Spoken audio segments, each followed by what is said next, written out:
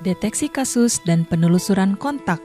Dalam penanganan kasus COVID-19, kita bisa mengkategorikan orang berdasarkan kondisinya.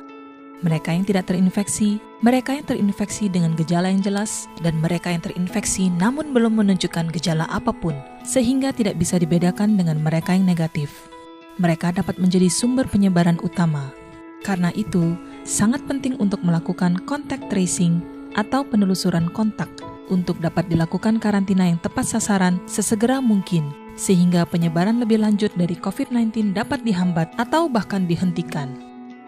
Ketika terdapat seseorang yang diperkirakan mengidap COVID-19, tes harus dilakukan sesegera mungkin untuk mendapatkan konfirmasi hasil secepatnya. Ketika konfirmasi telah didapatkan, hal yang paling penting dilakukan kemudian adalah melakukan contact tracing atau penelusuran terhadap orang-orang yang telah melakukan kontak dengan pasien positif tersebut. Karena dalam hal memperlambat dan menghentikan penyebaran COVID-19, konfirmasi hasil tes terhadap pasien hanya merupakan langkah awal. Bila seseorang positif memiliki COVID-19 dengan atau tanpa gejala, tanpa melakukan karantina dengan segera, penyebaran infeksi akan terjadi dengan sangat cepat dan akan menimbulkan kekacauan. Berapapun daya dukung sistem kesehatan yang kita miliki, tidak akan mampu mengatasi kecepatan penyebaran COVID-19 tersebut.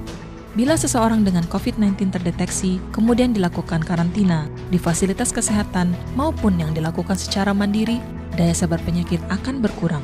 Namun ternyata ada banyak orang lainnya yang melakukan kontak sebelumnya dengan pasien positif yang tidak terdeteksi karena belum memiliki gejala yang tampak yang kemudian menularkan kepada orang lainnya. Penyebaran penyakit akan tetap terjadi dengan skala besar dan kita akan selalu tertinggal selangkah atau bahkan lebih dengan kecepatan penyebarannya.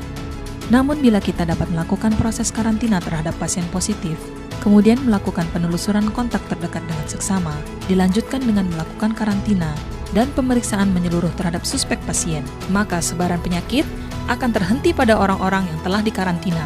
Perawatan lebih awal dapat dilakukan terhadap pasien, hingga kemudian pemulihan terjadi tanpa menulari ke lebih banyak orang lagi. Dengan demikian, kita akan berhasil memutus untaian sebaran penyakit.